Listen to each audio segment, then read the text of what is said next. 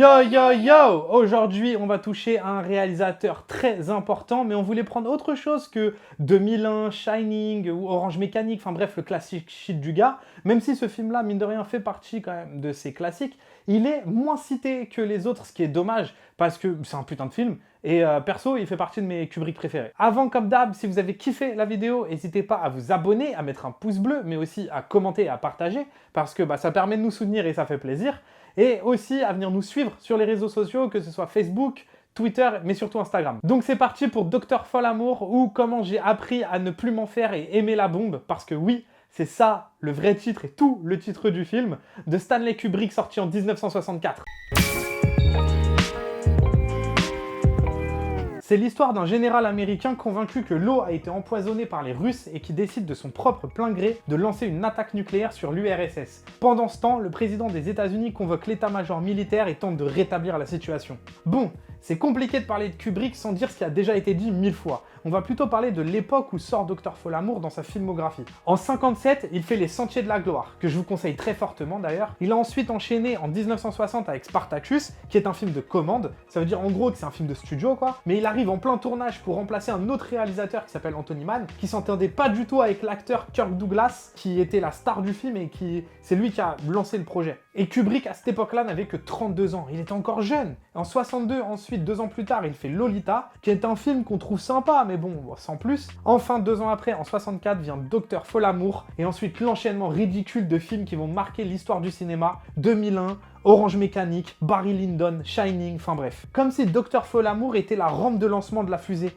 Il tourne encore en noir et blanc, comme Les Sentiers de la Gloire ou comme Lolita. C'est juste Spartacus qui est en couleur, mais comme j'ai dit, c'est un film de studio, donc il a aucun pouvoir dessus. Kubrick était quelqu'un de très intelligent, mais aussi très méticuleux. Il est connu pour avoir réuni un nombre d'informations absolument colossal sur Napoléon et sur la période de Napoléon, parce qu'il voulait en faire un film, c'était l'un de ses prochains projets avant qu'il meure malheureusement. Et en l'occurrence pour Dr. Folamour, il avait lu plus de 50 ouvrages sur la guerre nucléaire. Et il est aussi connu d'ailleurs pour refaire des scènes encore et encore et encore, et au point d'épuiser ses acteurs. Et d'ailleurs, Peter Sellers, dans le personnage principal, enfin, on le verra après, mais de Dr. Folamour, il comprenait pas pourquoi il refaisait autant les mêmes scènes tout le temps. Ce qui va amener du coup à parler de ce qui fait aussi la réputation de Dr. Folamour, Peter Sellers. C'est un truc connu, mais je le redis quand même. Peter Sellers joue 3 rôles dans ce film. 3 rôles complètement différents. Le capitaine Lionel Mandrake, le président des États-Unis, Merkin Muffley, et enfin le fameux Dr. Folamour. Et au-delà de cette performance assez folle, parce qu'il est méconnaissable dans chacun de ses rôles, mais il joue hyper bien. Il a réussi à créer une âme, une personnalité à chacun de ses personnages. Et Kubrick a une façon assez particulière de diriger ses acteurs. Il aime que leurs expressions soient ultra forcées. Regardez juste cette scène mythique de Shining, comment ses expressions sont toutes exagérées. C'est très très expressif. Ou comme ce moment dans Full Metal Jacket. Regardez son jeu, que ce soit son regard, comme sa façon de parler, mais aussi quand il parle pas. Regardez sa bouche qui montre toutes ses dents. Et c'est quelque chose qu'on retrouve aussi dans Dr. Folamour, que ce soit le général qui lance l'attaque nucléaire, ou le général Buck, qui pareil exagère énormément ses mouvements, ses dialogues, etc. Et surtout, évidemment, le Dr. Folamour, qui est juste incroyable.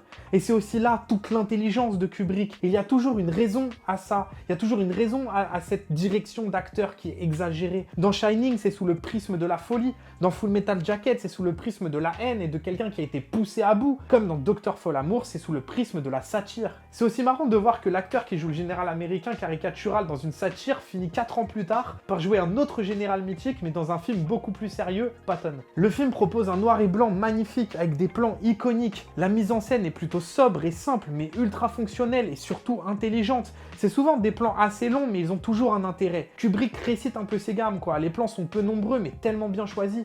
Que ce soit pour raconter la position d'un homme dans un groupe, ou l'effacement d'une autorité face à la détermination d'un général. C'est marrant parce qu'il filme presque le président comme Jésus et ses apôtres au début du film, pour ensuite l'infantiliser totalement. Il y a une vraie cassure du personnage, mais surtout de sa fonction, et évidemment c'est présent dans le scénario, mais c'est sublimé par la réal. Et puis il laisse aussi totalement vivre ses acteurs, notamment Peter Sellers, devant sa caméra, les laissant briller. D'ailleurs, Peter Sellers a improvisé la plupart de ses scènes. Ce qui m'amène à l'un des trucs que j'aime le plus dans ce film, ce sont ses dialogues et le jeu des acteurs. C'est tellement bien écrit, c'est tellement subtil et efficace. Je vais vous prendre l'une de mes scènes préférées du film, quand le président des États-Unis appelle le premier ministre russe pour lui annoncer qu'une attaque nucléaire a été lancée sur son pays, mais que c'était pas voulu. Je vais essayer de mettre le son et on va voir si ça passe. Hello? Hello, Dimitri. Listen, I can't hear too well. Do you suppose you could turn the music down just a little? Oh, that's much better. Yeah. Yes. Fine, I can hear you now, Dimitri. Clear and plain and coming through fine. I'm coming through fine too, eh? Good, then... Well then, as you say, we're both coming through fine. Good. Well, it's good that you're fine then, and I'm fine. I agree with you. It's great to be fine. On n'entend même pas la voix du président. Tout passe absolument par le dialogue et le jeu de Peter Sellers. Et c'est génial parce qu'on a l'impression qu'on entend le Premier ministre russe, alors que pas du tout. Et puis cet échange, qu'est-ce que c'est drôle. Et l'autre chose que j'aime dans ce film, c'est le Docteur Folamour. Et en revoyant le film pour la chronique, j'avais un souvenir que ce personnage était beaucoup plus présent, alors qu'en fait, pas du tout. Il a genre juste 3 scènes, le personnage. Et il a tellement marqué mon esprit que je pensais qu'il était là plus souvent. C'est dire la force du personnage. Et c'est marrant aussi que Kubrick ait choisi d'appeler son film Docteur Folamour pour un personnage si peu présent à l'écran, mais en même temps, il l'iconise tellement. Que ce soit le premier plan où il apparaît, ce travelling arrière et cette façon qu'il a de se pousser de la table, ou juste ce plan-là, on dirait un méchant de James Bond avant l'heure. Et regardez aussi comment Kubrick ne lâche jamais son personnage. Quand le général parle, on peut voir dans le fond le Docteur Folamour, alors qu'il n'est pas encore apparu une seule fois clairement dans le film. Mais il est là, dans le fond, attendant son tour. Peut-être que Docteur Folamour est une clé de compréhension du cinéma de Kubrick, parce que comme on vous a dit, sa mise en scène assez sobre, assez simple,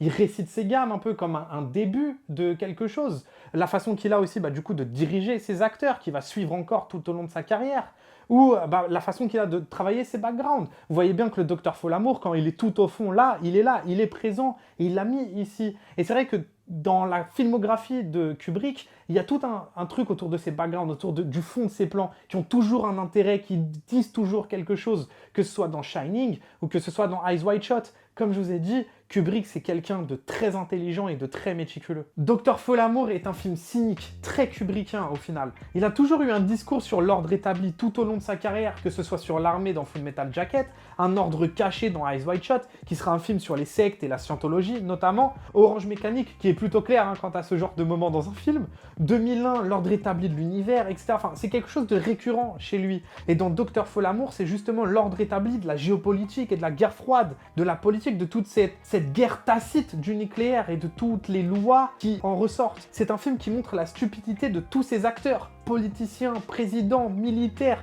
États-Unis, URSS, partout c'est le même combat. Ces gens-là ont accès à des pouvoirs insensés qui dépassent les pouvoirs que devraient avoir des humains.